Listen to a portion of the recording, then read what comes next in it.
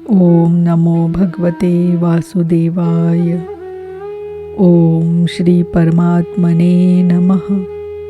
अथ नवमोऽध्यायः। अध्याय 6 तक योगेश्वर श्री कृष्ण ने योग का क्रमबद्ध विश्लेषण किया, जिसका शुद्ध अर्थ है यज्ञ की प्रक्रिया।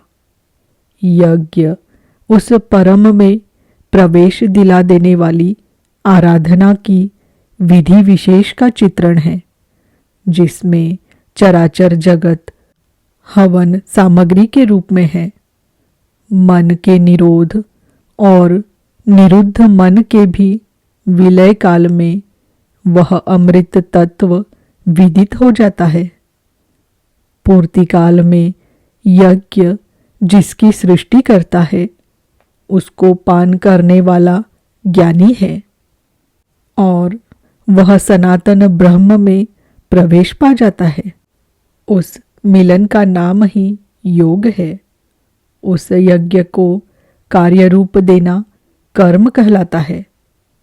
7वें अध्याय में उन्होंने बताया कि इस कर्म को करने वाले व्याप्त ब्रह्म संपूर्ण कर्म, संपूर्ण अध्यात्म, संपूर्ण अधिदैव, अधिभूत और अधियज्ञ सहित मुझको जानते हैं। 8वें अध्याय में उन्होंने कहा कि यही परम गति है, यही परम धाम है। प्रस्तुत अध्याय में योगेश्वर श्री कृष्ण ने स्वयं चर्चा की कि योग युक्त पुरुष का ऐश्वर्य कैसा है। सब में व्याप्त रहने पर भी वह कैसे निर्लेप है, करते हुए भी वह कैसे अकर्ता है। उस पुरुष के स्वभाव एवं प्रभाव पर प्रकाश डाला। योग को आचरण में ढालने पर आने वाले देवतादिक विघ्नों से सतर्क किया और उस पुरुष की शरण होने पर बल दिया।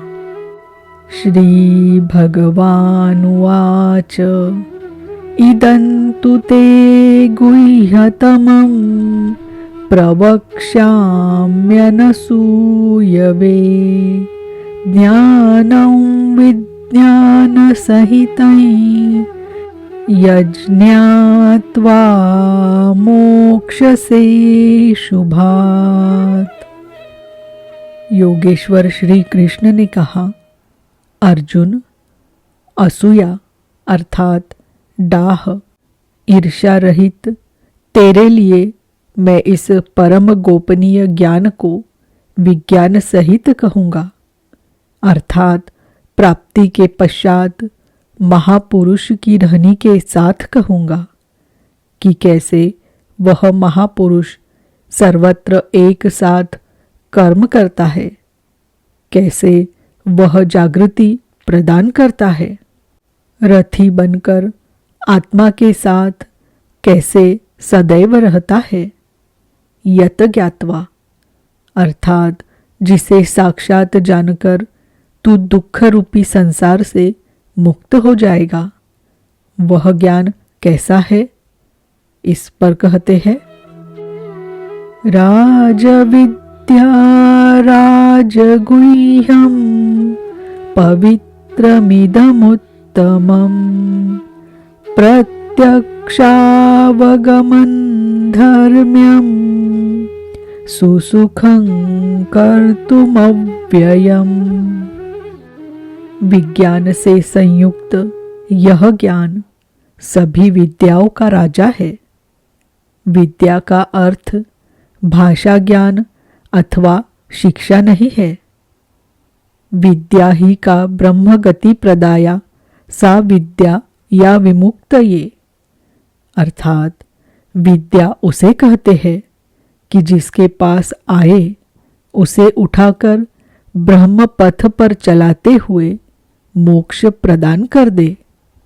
यदि रास्ते में रिद्धियों सिद्धियों अथवा प्रकृति में कहीं उलझ गया तो सिद्ध है कि अविद्या सफल हो गई। वह विद्या नहीं है। यह राजविद्या ऐसी है जो निश्चित कल्याण करने वाली है। यह सभी गोपनीयों का राजा है। अविद्या और विद्या के अवगुंठन का अनावरण होने पर योग युक्तता के पश्चात ही इससे मिलन होता है। यह अति पवित्र, उत्तम और प्रत्यक्ष फल वाला है। इधर करो उधर लो, ऐसा प्रत्यक्ष फल वाला है। यह अंधविश्वास नहीं है कि इस जन्म में साधना करो, फल कभी दूसरे जन्म में मिलेगा। यह परम धर्म परमात्मा से संयुक्त है। विज्ञान सहित यह ज्ञान करने में सरल और अविनाशी है। अध्याय 2 में योगेश्वर श्री कृष्ण ने कहा, अर्जुन, इस योग में बीज का नाश नहीं होता। इसका थोड़ा भी साधन जन्म मरण के महान भय से उद्धार कर देता है।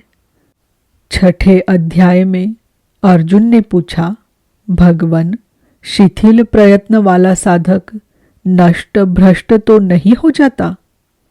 श्री कृष्ण ने बताया, अर्जुन, पहले तो कर्म समझना आवश्यक है और समझने के बाद थोड़ा भी साधन पार लग गया तो उसका किसी जन्म में कभी विनाश नहीं होता, बल्कि उस थोड़े से अभ्यास के प्रभाव से हर जन्म में वही करता है। अनेक जन्मों के परिणाम में वही पहुंच जाता है, जिसका नाम परम गति अर्थात परमात्मा है। उसी को योगेश्वर श्री कृष्ण यहाँ भी कहते हैं कि यह साधन करने में बड़ा सुगम और अविनाशी है, परंतु इसके लिए श्रद्धा नितांत आवश्यक है। अश्रद्धानाः पुरुषा धर्मस्यास्य परन्तप अप्राप्यमान् निवर्तन्ते मृत्यु संसारवर्त्मनि।